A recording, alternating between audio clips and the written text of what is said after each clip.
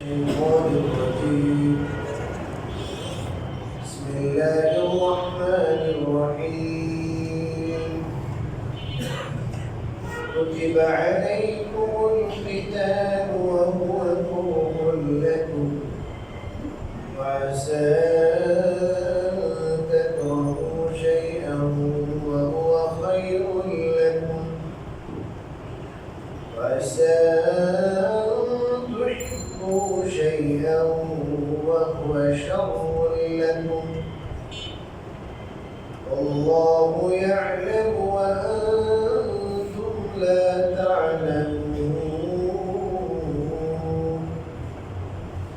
يسألونك عن الشهر الحرام قتال فيه قل قتال فيه كبير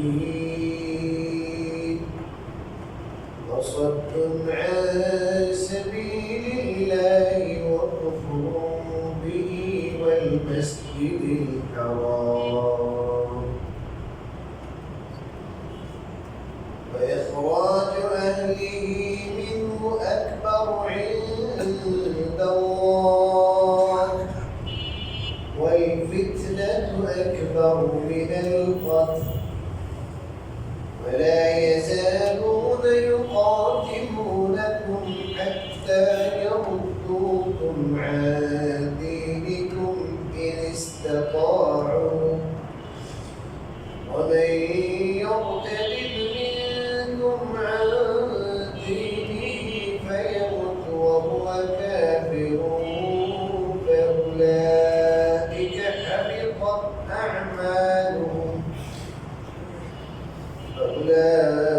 حبطت أعمالهم في الدنيا والآخرة وأولئك أصحاب النار هم فيها خالدون. صدق الله العظيم. সম্মানিত মুসলিম کرام, মহান আল্লাহ দরবারে অসংখ্য শুকরিয়া জ্ঞাপন করি যে তিনি আমাদেরকে সাপ্তাহিক তাফসীরের মজলিসে বসার তৌফিক করেছেন। আজ আমি আপনাদের সামনে সূরাতুল বাকারা 216 এবং 217 নম্বর আয়াত তেলাওয়াত করছি। আমার তেলাওয়াত কিন্তু আয়াতটির প্রথম আয়াতে আমরা পড়ে কুতিবা আলাইকুমুল কিতাল, তোমাদের উপর জিহাদ ফরজ করা হয়েছে, যুদ্ধ ফরজ করা হয়েছে। ওয়াহুয়া কুরহুল লাকুম, আর সেটি তোমাদের অপছন্দের জিনিস। ওয়াসা আন তাকরাহু শাইআন, আর কোন জিনিসকে তোমরা অপছন্দ করতে পারো, ওয়াহুয়া খায়রুল লাকুম, অথচ সেটি তোমাদের জন্য উত্তম বিষয়। ওয়াসা আন তুহিব্বু শাইআন, আর হতে পারে এমন যে তোমরা কোনো জিনিসকে অপছন্দ করো, পছন্দ করো, ওয়াহুয়া শাররুল লাকুম, অথচ সেটা তোমাদের জন্য মন্দ।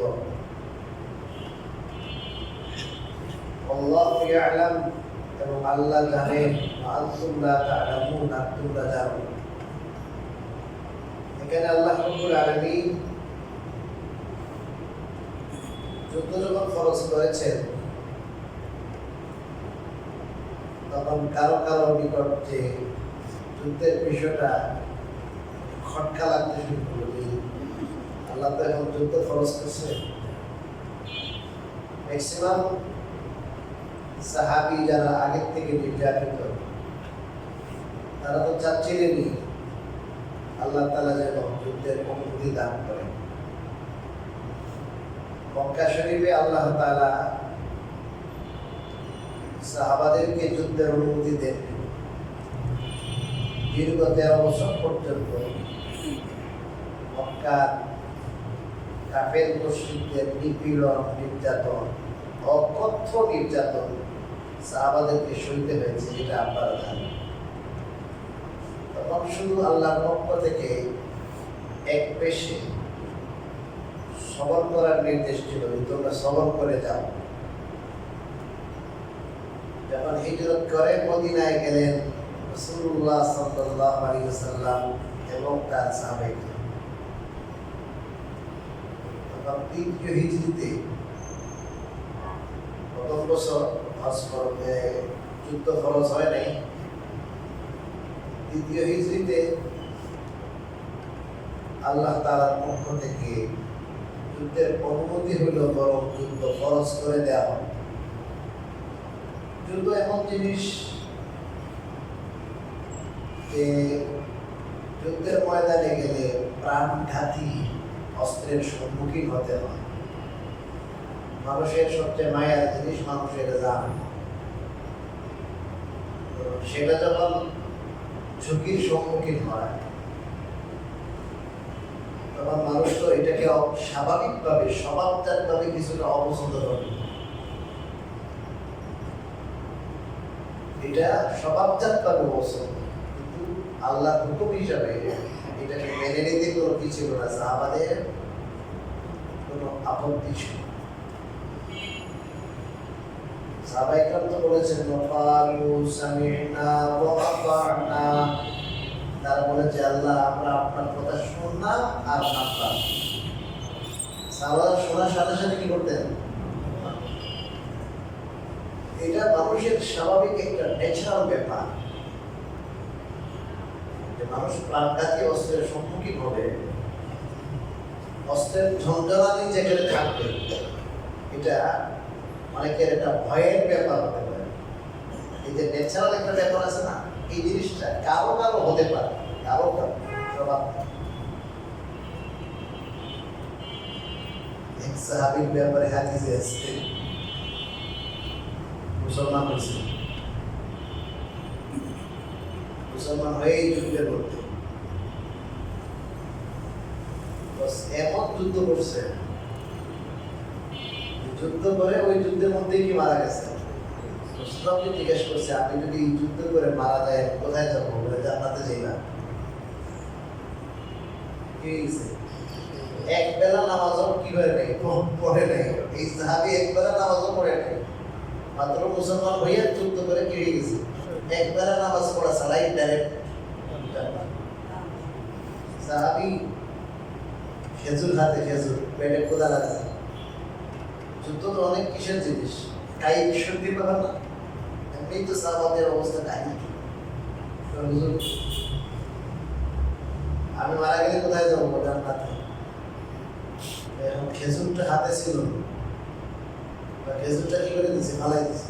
জান্নাতে এটা খেজুর খাবো, এই পরিমাণ দেরি হবে কেন? ফালাই দিই, দেরি দরকার নাই।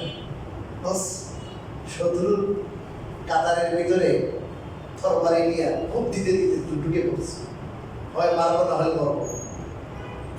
সাহাবারা এরকম সৎসাহস ছিল, কি বলেন, সাহাবারা সৎসাহস ছিল। এই আয়াতগুলো ভালো করে না বুঝতে আমাদের ব্যাপারে কথা বলবো, হ্যাঁ, এজন্য উস্তাদের কাছে তাফসীর পড়তে হয়। উস্তাদ ছাড়া তাফসীর পড়ে, উস্তাদ ছাড়া তাফসীর লেখে, আর মানুষ গোমরা হয়, বুঝলেন না? গোমরা হয়। সাহাবায়ে কেরামের কাছে কি যুদ্ধ কি ছিল না? অপ্রিয় ছিল না।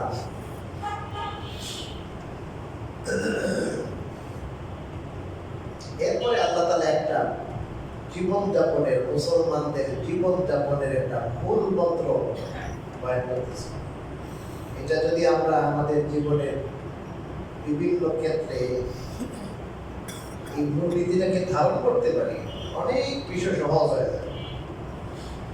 আল্লাহ বলেন হতে পারে কোনো জিনিসকে তোমরা অপছন্দ করো, তোমাদের অপছন্দের জিনিস, কষ্টের জিনিসটাকে তোমরা মনে করতেছে এটা ভালো হবে না, এটা কি হবে না, ভালো হবে না, এটাকে তোমরা কি অপ্রিয় জিনিস মনে করো, প্রিয় নয়, কিন্তু আদতে এটা তোমাদের জন্য কি ভালো ভালো। আর এর উল্টা আল্লাহ বলেন আসা তুহিব্বু শাইআন, কখনো এমনও হতে পারে যে তোমরা কোনো জিনিসকে ভালোবাসো, কোনো জিনিসকে পছন্দ করো, লাইক করো, তোমরা ভালোবাসো, এই কথা পছন্দ করো যে এই জিনিসটা যদি আমার হইতো, অমুক জায়গায় যদি আমার সম্বন্ধটা অ্যাকসেপ্ট হইতো, তাহলে আমার খুব কি হবে, ভালো হবে। অমুক চাকরিটা হলে ভালো হবে, অমুক দেশে গেলে খুবই ভালো হবে, অমুক বিজনেসটা যদি আমি করতে পারি খুবই ভালো হবে, অমুক জায়গায় বাড়িটা যদি নির্মাণ করতে পারি খুবই ভালো হবে। ঠিক আছে, নিত্য দিনের কথা, মানুষের কোন প্ল্যান প্রোগ্রাম করি পারে না। আল্লাহ বলে তোমরা ভাবো এটা তোমাদের জন্য ভালো, পছন্দ করো তোমরা এটা, কিন্তু এইটা আদতে এইটা তোমাদের জন্য ভালো না, খারাপ। এখন এটা ভালো না যে খারাপ, আর এটা মন্দ না যে ভালো, এটার প্রমাণ কি? আল্লাহ বলেন আল্লাহু ইয়ালামু ওয়া আনতুম লা তা'লামুন।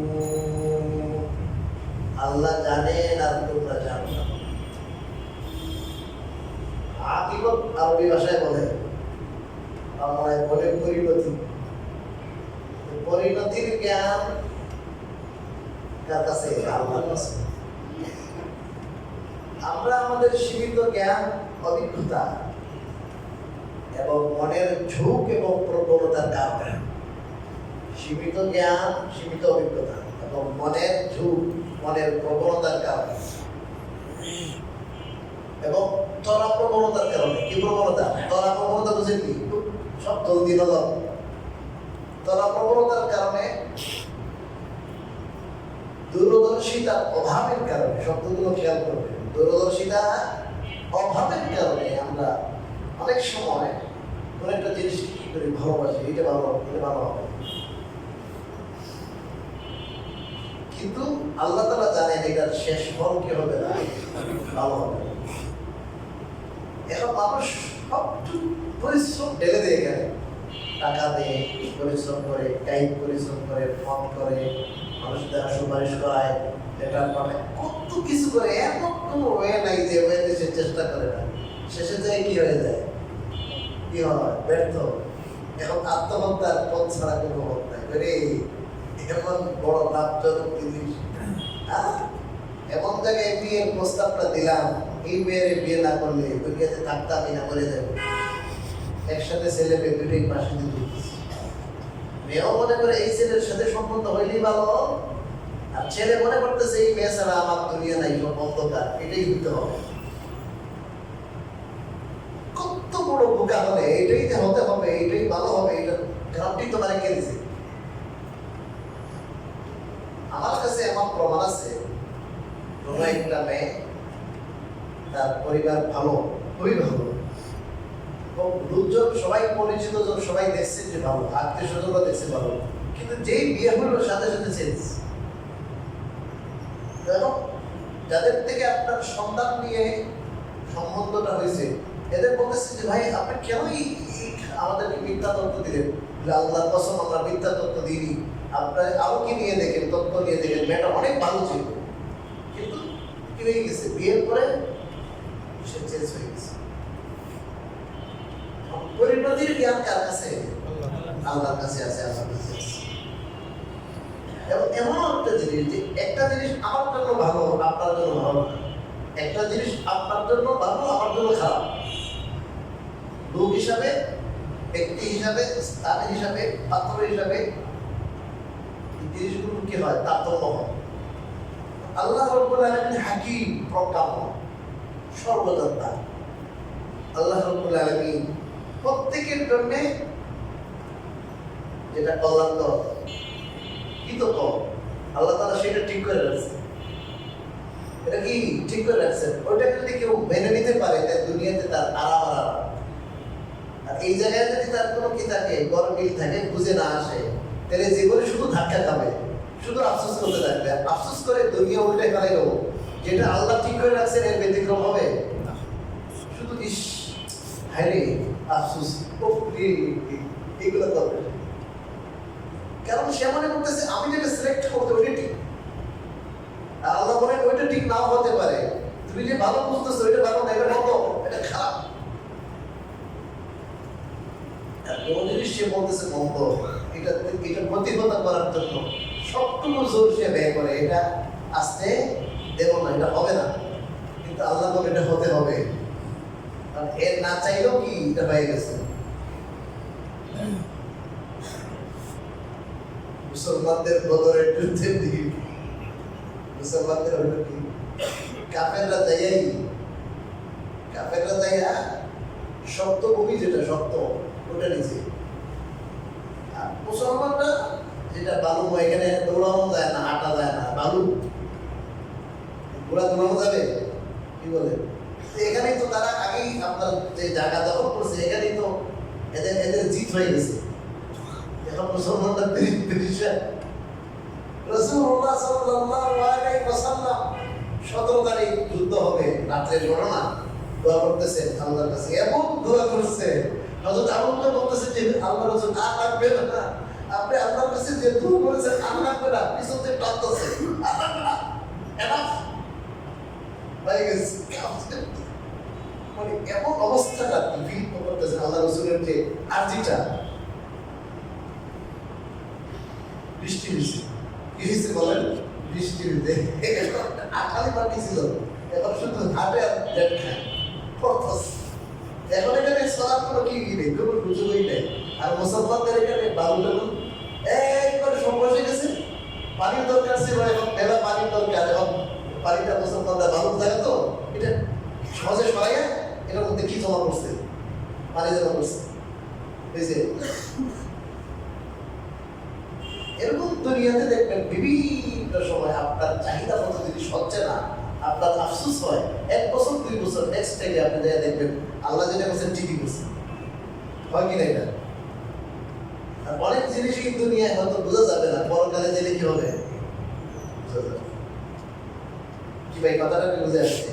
এটা আল্লাহ তাআলা একটা বিপরীতে বয়ান করে দিয়েছে। এই জন্য আমরা যদি আমাদের জীবনের প্রতিটা ক্ষেত্রে আল্লাহ তাআলার ফয়সালা কোরআন সুন্নাহ অনুযায়ী এবং নিজের বুঝ বিচার আকল এটাকে একদম ব্যবহার করব, কিন্তু দেখবেন অনেক সময় যে আপনার অপ্রিয় জিনিস সামনে আসতেছে, বা প্রিয় জিনিস যেটা আপনি পাইতেছেন ওটা পাচ্ছেন না, বিচলিত হওয়ার কারণ নেই, উৎকণ্ঠার কোনো কারণ নেই, ভয়ের কোনো কারণ নেই, আফসোসের কোনো কারণ নেই, আপনার জন্য ভালো কিছু অপেক্ষা করতেছে। অন্ধকার রজনী হইলে ভয়ের কারণ আছে, অন্ধকার রজনী তত গভীর হবে না, তার মানে রাতটা শেষ হবে, এই যে একটু পরে কি আসতেছে, আলো আসতেছে, ফজর আসতেছে, ফজর। রাত গভীর হইলে ভয় পাওয়ার কারণ নাই, এই গভীর থাকবে না, বিপদ থাকবে না, সমস্যা থাকবে না। দেখবেন আরে একমাত্র ছেলে ছিল, একমাত্র অনেক আশা করে বড় করছে, এই মাত্র চাকরির বয়স হয়েছে, আল্লাহ হয়ে গেছে, এখন এটা হাটে এটা নিতে পারে না, একমাত্র এটা তো কি 5টা ছেলে আছে, আল্লাহ করে দেখে নাই, আজরাইল বলছে শুধু আমার ডোর দেখে। এমন মুসলমানও কি করে, এমন আপত্তি অভিযোগ করে, এমন অভিযোগ করলে পরে কয়জনের ছেলে ফেরত পাইছে, পাইব পাইব। আর যে মনে করে আল্লাহর নাম আল্লাহ দিয়েছিলেন, আল্লাহ এবার নিয়ে গেছে, কত মানুষের যে কোনো ছেলে মেয়ে নেই, কত মানুষ আছে বিয়েরও উপযুক্ত না, তাই না? একটা ছেলে হয়তো একটা সুদ আর একটা টাকা আর একটা বদমাস, এর চেয়ে আল্লাহ খুব ভালো লাগছে।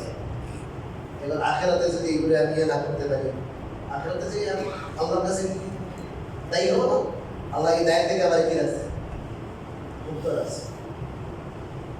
আল্লাহ বলছেন কি, ওই লোক ইমানওয়ালা ছিল, ইমানওয়ালা, আল্লাহ খাওয়া, এটার পেতা দেখি মানে খেয়াল করি কে খাওয়ায়, আল্লাহ।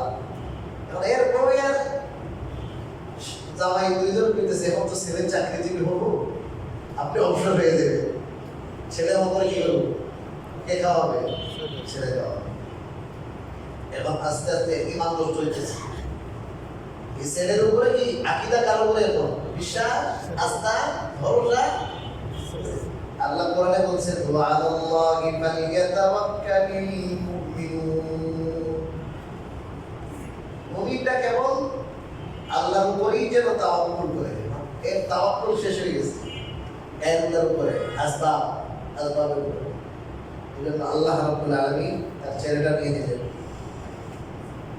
এই ছেলেটা এমনও হতে পারতো এই ছেলেটা কিছু অন্য লোকদের সাথে তার সম্পর্ক হয়ে যাচ্ছে, এটার কারণে এমন হতে তার যে সহায় সম্পত্তি ছিল বিক্রি করে কিছু করতে হবে। এই ছেলে কোনো চাকরি বাকরি পাবে না, এই ছেলের কারণে আরো কি হবে, লস হবে, লস। আল্লাহ রাব্বুল আলামিন এর পরবর্তীতে আরেকটা ছেলে দিচ্ছে। এই ছেলে বড় হইলো, লেখাপড়া করলো, এই ছেলে কোটিপতি।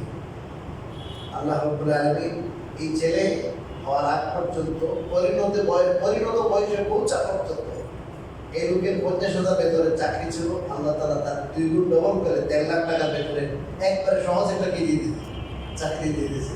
এখন যেটা পাইতো আগে অনেক পরিশ্রম করে 50,000, এখন এর অর্ধেক পরিশ্রম করে পায় 1.5 লাখ। আল্লাহ বলেন আমি তোরে দেই দেখ। আর ওই ছেলের ব্যাপারে রিপোর্ট পেয়ে জানতে পারে এই ছেলের সমস্যা শুরু হয়ে গেছিল। আল্লাহ তাআলা তার অল্প বয়সেই নিয়ে গেছে, আল্লাহ মাফ করবে, আমার উপর থেকে আল্লাহ গজব সরাইছে। আর এর পরবর্তী ছেলে যে আসছে, এই ছেলের উসিলায় সে আরো ধনী হয়ে গেছে। তো এগুলো পরিণতির অপেক্ষা করতে হবে।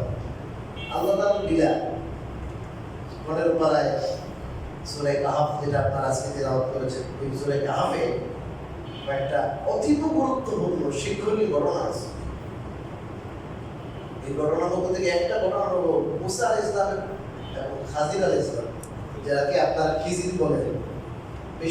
বেশি বিশুদ্ধ হলো খাজির, খিজির বলাও ঠিক আছে।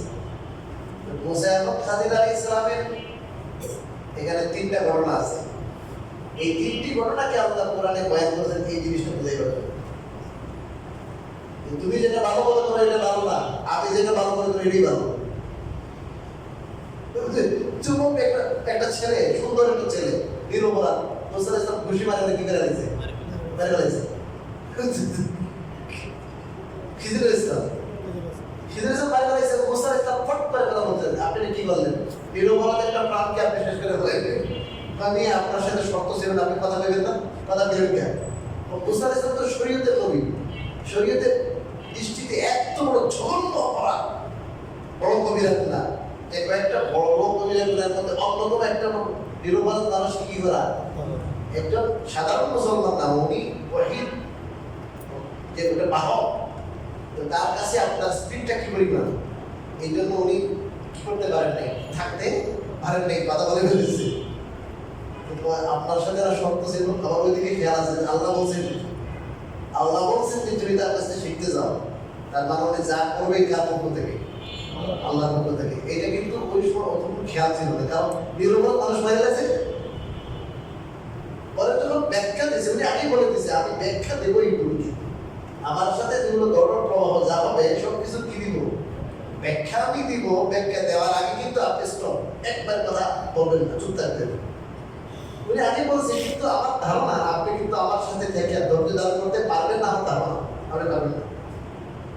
ইন্নাকা লান তাসতাতিআ মাইয়া সাবরা, আগে বলে যে সবর করতে পারবেন না আপনি, কেমন জানেন? তারপরে এই হিজবি শরীয়ী নবী ভাইয়া করে রাখেন আপনার মাদ্রাসায়, আপনার নাম কেটে দিয়ে বাইক করে আমার বাইক করিয়েন না, কথা বলে দিচ্ছি। পরে উনি ব্যাখ্যা যখন দেয়, তখন বলে এইটা বড় হইয়া এর মা বাবা ভালো ছিল, কি ছিল, এটা বড় হইয়া সে নিজেও কাফের হইতো, মুশরিক হইতো, এবং সে বাধ্য করতো মা বাবাকে কি হইতে, মুশরিক হইতে। তাহলে তো সাড়ে সর্বনাশ, সর্বনাশ। এদের মূল পুঁজি কি মানুষের বলেন না? সবচেয়ে বড় পুঁজি, আসল পুঁজি ইমান। ইমানে নিয়ে নিবে এই ছেলেটা। এই পরিণতিটা কি জানে? তারা পরিণতি জানে, পরিণতি না জানে দিকে তো কি এর মা বাবা আফসোস করতে করতে কিভাবে মারা যাবে। এই কথা তো, এই ব্যাখ্যা তো কাকে আল্লাহ দিয়েছেন? আল্লাহ তাআলা জানাইছেন খিজিরকে দায়িত্ব দিয়ে দিয়েছেন। আর এই ব্যাখ্যাটা কিন্তু কাকে শিখাইতেছেন? মুসাকে। এই মুসার মাধ্যমে আমরা না জানতে পারলাম। আর যার ছেলে বললো এর মা বাপ নাই, এর মা বাবা কিরকম চিন্তা করবে? আপনি চিন্তা করেন আমার ছেলে যদি কি এরকম নিরপরাধ মাসুম একটা ছেলে, আপনার ছেলেকে যদি কেউ মেরে ফেলায়, আপনি কি ভাববেন? আল্লাহ তাআলা বুঝাইলেন যে দেখো প্রত্যেকটা ঘটনা যে হয়, এই ঘটনার পিছনে কি আছে, রহস্য আছে, হিকমত আছে। বান্দা তুমি আমার ফয়সালার উপর কি থাকিও, রাজি থাকিও, এইসব একমাত্র শুধু তার বুঝার কি কায়দা। এই ছেলে যে বড় হইয়া কি করবে, এত বড় কাণ্ড ঘটাবে যে এদেরকে চিরস্থায়ী কি করে ফেলবে, জাহান্নামী করে ফেলবে। এই এলেম কার নাই? মা বাবারও নাই, এই এলেম কারোই নেই। এই এলেম আছে আল্লাহর কাছে। আল্লাহ তাআলা দেখলেন যে এই মা বাবা ভালো মানুষ, এদেরকে কি করতে হবে, এই শিরক থেকে হেফাজত করতে হবে। এই ছেলেটাকে নিয়ে নিলে ভালো, ছেলের জন্য ভালো। সে পরিণত বয়সে পৌঁছার আগে যদি মারা যায়, তাহলে সে একমত বেশি গ্রহণযোগ্য মত অনুযায়ী সে জান্নাতে যাবে, অথবা জান্নাতীদের খাদেম হবে। কমপক্ষে সে কি হবে না, বলেন আযাবে যাবে না, জাহান্নামে যাবে না। কি হবে না বলেন? এই ছেলের জন্য ভালো হয়েছে না? এই ছেলে জাহান্নামে গেল না, তার বাবাও জাহান্নাম থেকে বাঁচতে পারলো। এই সমস্ত জিনিস তো আল্লাহর ইলমে আছে। এই জন্য আল্লাহ বলেন আল্লাহু ইয়ালাম, আল্লাহ জানেন, ওয়া আনতুম লা তা'লামুন, তোমরা কি করো জানো না। এই জিনিসটা যদি আমরা ধারণ করতে পারি, জিন্দেগি সুন্দর হয়ে যাবে।